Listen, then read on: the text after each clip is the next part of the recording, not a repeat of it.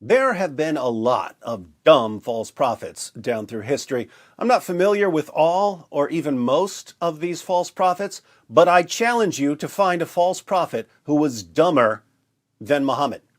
We'll read a few passages and you can tell me if I'm right or wrong. We'll read a quick comment from Aisha about some of the worldly things that Muhammad really liked. Then we'll briefly review a topic that we've considered before, namely Muhammad accepting a poisoned meal from a woman whose family he had just slaughtered. Then we'll read a few short passages about what Muhammad did right after that. And we'll see that as dumb as you thought Muhammad was for accepting a poisoned meal from a woman whose family he had just slaughtered, he was so dumb that he learned absolutely nothing from his mistake. So, first, some worldly things that Muhammad really liked.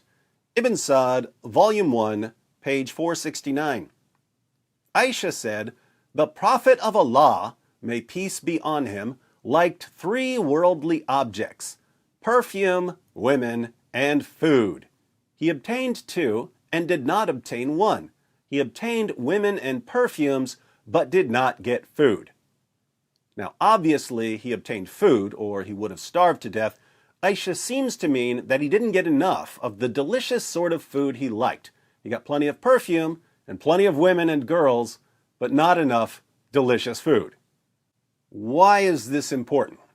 Well, when we talk about Muhammad liking food and liking women, that's an understatement. Lots of men like food and women.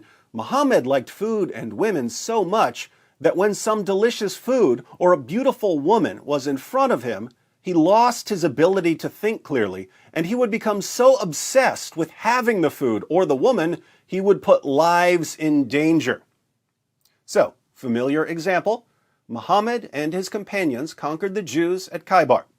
After the battle, a Jewish woman, whose family had just been slaughtered, offered to cook a delicious meal for Muhammad. And Muhammad, tactical genius that he was, kindly accepted her offer. Sunan Abu Dawud 45:12 starts off with a little passage about Muhammad accepting gifts. Then we have, this version adds, "So a Jewess presented him at Khaybar with a roasted sheep which she had poisoned. The messenger of Allah ate of it, and the people also ate. He then said, 'Take away your hands from the food, for it has informed me that it is poisoned.' Bishr ibn al-Bara ibn Marur al-Ansari died. So he, the Prophet, sent for the Jewess and said to her, 'What motivated you to do the work you have done?' She said, 'If you were a prophet, it would not harm you, but if you were a king, I should rid the people of you.' The Messenger of Allah then ordered regarding her, and she was killed. He then said about the pain of which he died, 'I continued to feel pain from the morsel which I had eaten at Khaybar. This is the time when it has cut off my aorta.'" So, this poison eventually killed Muhammad. He spent a few years in pain, and then it killed him. This story in Sunan Abu Dawud is missing an important detail. We can find the important missing detail in Ibn Sa'd, Volume 2, page 252. The Apostle of Allah sent for Zainab bint al-Harith and said to her, "What induced you to do what you have done?" She replied, "You have done to my people what you have done. You have killed my father, my uncle, and my husband. So I said to myself, if you are a prophet, the foreleg will inform you, and others have said, if you are a king, we will get rid of you." Muhammad killed this woman's father, her uncle, and her husband, and then she offered to cook dinner for him.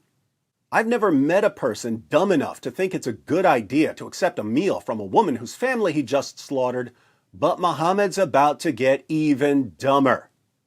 What did Muhammad do after he was poisoned? Well, what did he really like besides food? Perfume and women, right? There are a bunch of passages about Muhammad almost getting himself killed. Again, we'll just cover the basics here. Sahih al-Bukhari 42:11. Narrated Anas bin Malik, "We arrived at Khaybar, and when Allah helped his apostle to open the fort, the beauty of Safiya bint Huyay bint Akhtak, whose husband had been killed while she was a bride, was mentioned to Allah's apostle. The prophet selected her for himself and set out with her. And when we reached a place called Sid-a-Saba, Safiya became clean from her menses. Then Allah's messenger married her. Hais, i.e. an Arabian dish, was prepared on a small leather mat. Then the prophet said to me, I invite the people around you. So that was the marriage banquet of the prophet and Safiya. Then we proceeded towards Medina, and I saw the prophet making for her a kind of cushion with his cloak behind him on his camel. He then sat beside his camel and put his knee for Safiya to put her foot on in order to ride on the camel. This is glossing over some important details. So, Muhammad and his companions conquered the Jews at Khaybar.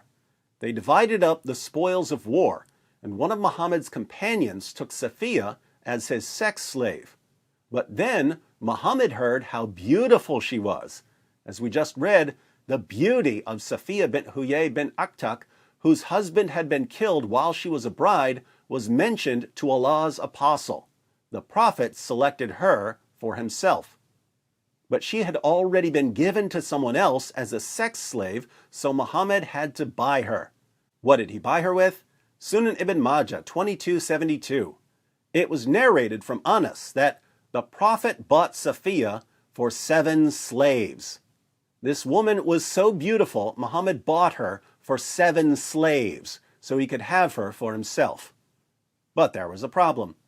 Muhammad had just slaughtered the woman's father, her brother, and her husband. In fact, Muhammad had tortured her husband to death. Then, after killing her father, her brother, and her husband, he decides to take her as his new bride because she was so beautiful. Watch how one of his followers realizes how stupid this is. The History of At-Tabari, Volume 39, page 185. While the prophet was lying with Safiya, Abu Ayoub stayed the night at his door. When he saw the prophet in the morning, he said, God is the greatest. He had a sword with him. He said to the prophet, O messenger of God, this young woman had just been married, and you killed her father, her brother, and her husband. So I did not trust her not to harm you. The prophet laughed and said, Good. Now, Muhammad didn't get killed, but that was just dumb luck, because he had put himself in the same situation he had put himself in when the woman poisoned him.